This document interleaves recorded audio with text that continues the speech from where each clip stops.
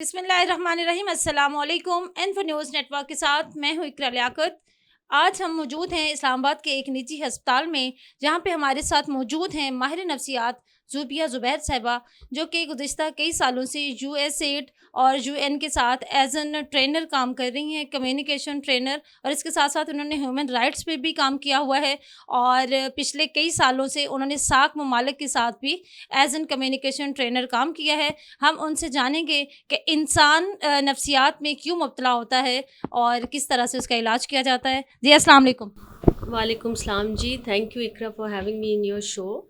And आपका बड़ा अच्छा सवाल है। और देखिए, ऐसा है कि नफ्सियाती जो मसाइल हैं वो इतने आसान नहीं होते। हम उनको समझते हैं कि वो अभी से जैसे मतलब एकदम ही सरफेस हो जाते हैं एक उम्र में जाके। और अक्सर आपने सुना होगा 40s के बाद मिड लाइफ क्राइसिस का नाम।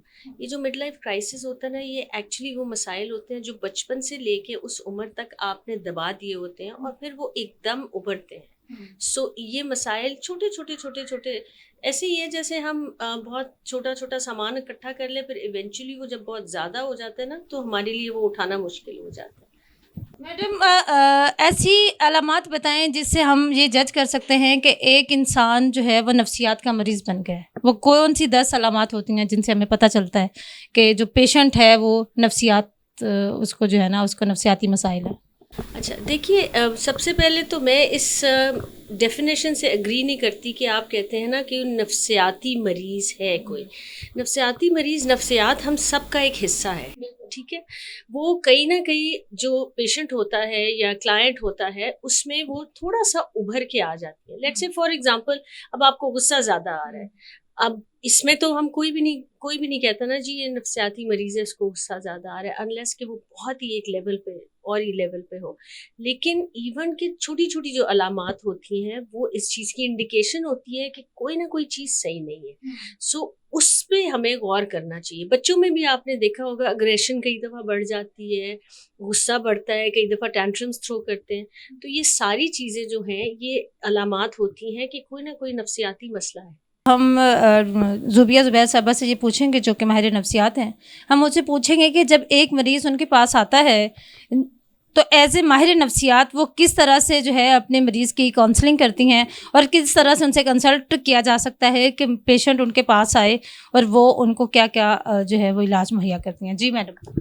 थैंक यू जी। अच्छा, सबसे पहले तो देखिए इकरा, ऐसा है कि हमें अपनी सबसे पहले विलिंगनेस होनी चाहिए। देखिए, कोई भी बीमारी का इलाज करने के लिए जो पेशेंट है या क्लाइंट है, उसको इसको अवेयर होना चाहिए और एक्सेप्टेंस होनी चाहिए कि हाँ, कोई ना कोई मसला है, वो मैं रिज़ॉल्व करने जा रहा या जा रही हूँ। अच्छा, फिर सेकंड स्टेप ये होता है, देखिए हम लोग बहुत ज़्यादा क्विक फिक्सेस में रहते हैं ना। हम माशरा ऐसा है कि ईज़ी मनी, ईज़ी हर चीज़ चाह रहे हैं कि हो जाए, लेकिन दिमागी मसाइल इतने आसान नहीं होते। थोड़ा-सा टाइम दरकार होता है इनके लिए। और सबसे बड़ी ये बात है पेशेंस। पेशेंस बहुत ज़्यादा रिक्वायर्ड होती है, ठीक है? जो लेट्स से प्रोग्रेस होता है ना नफ्सियाती वो एकदम ऐसे करके नहीं होता, बहुत स्लो एंड ग्रेजुअल होता है। एंड सम पीपल, कुछ लोग बहुत ज़्यादा पेशेंटली अपने पे काम कर रहे होते हैं, कुछ लोग थोड़ा इतना इम्पेशेंट हो जाते हैं, तो वो मिड वे छोड़ जाते हैं।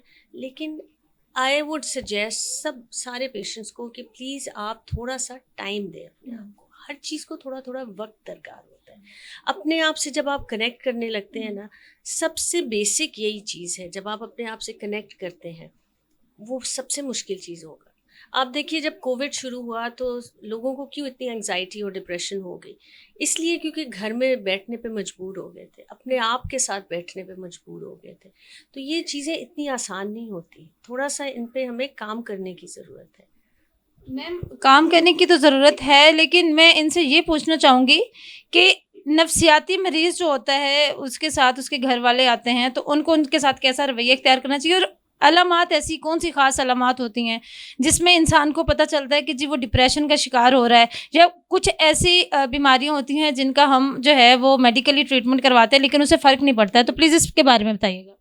जी, सबसे पहले तो जो आपकी फैमिली होती है ना, उसकी सपोर्ट बहुत ज़रूरी होती है। चाहे आपकी फैमिली, आपके स्पाउस हो, बच्चे हों, या आपके पेरेंट्स हो या बहन-भाई हों, वो सपोर्ट बहुत ज़रूरी है। देखिए, हम लोग स्टिग्मेटाइज़ कर देते हैं हर चीज़ को। اب جو بھی کوئی اگر آنا چاہے، میرے پاس کئی ایسے پیشنٹس آتے ہیں جو کہتے ہیں جی پلیز کسی کو بتائیے گا نہیں، ان اینی کیس کانفیڈینشیلٹی کے تحت کسی کو کوئی انفارمیشن نہیں دی جاتی. لیکن بہت سارے مریض آتے ہیں، وہ کہتے ہیں جی میں ایون جو سلپ کٹواتے ہیں وہ کہتے ہیں میں اپنی والدہ یا اپنے والد یا کسی بہن بھائی کے نام کٹوا لوں، کیونکہ اتنا اسٹگما ہوتا ہے کہ وہ اپنا نام بھی نہیں اس پہ چاہتے جو پیمنٹ ریسیٹ ہوتی ہے. اچھا، اس کے علاوہ جو ہے دیکھیے اب یہاں پہ جو ہے معروف ہاسپٹل کے ساتھ میں 1 سال سے ایسوسیٹیڈ ہوں تقریباً، اور پیشنٹس جو ہیں سب سے بڑی علامت یہ ہوتی ہے کہ اگر آپ ریگولر روٹین سے تھوڑا سا کوئی ہٹ کے چیز ہو رہی ہے، لیٹ سے آپ بہت زیادہ ہر وقت تھکے رہ رہے ہیں، یا آپ کو غصہ جلدی آ رہا ہے، یا لیٹ سے آپ اتنے زیادہ اپنے فیوچر کے بارے میں سوچ رہے ہیں کہ آپ پریزنٹ میں رہ ہی نہیں رہے، تو you are unable to work, you are unable to perform. یہ چھوٹی چھوٹی علامات ہوتی ہیں جو ہمیں اگنور نہیں کرنی چاہیے. اچھا، اس کے علاوہ بہت سارے لوگوں کو ڈرائیونگ کے وقت مسائل ہو جاتے ہیں. سو یہ چھوٹی چھوٹی چیزیں ہیں جن پہ غور کرنا چاہیے ہمیں. تو میں یہ کہنا چاہوں گی کہ آپ لوگ ڈرے مت. اگر آپ کوئی اسی طرح کے مسئلے کا شکار ہیں تو بریو بنیں، اپنے جو قریبی ماہر نفسیات ہے اس کے پاس جائیں اور اپنا جو مسئلہ ہے وہ اس کو بتائیں، تاکہ وقت سے پہلے، اس سے پہلے کہ بہت زیادہ مسائل پیدا ہو جائیں، آپ کو وقتاً پتہ چل جائے اور فرسٹ سٹیج پہ ہی آپ اس کا علاج کروا سکیں.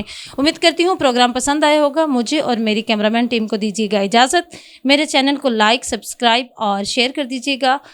اللہ نگہبان.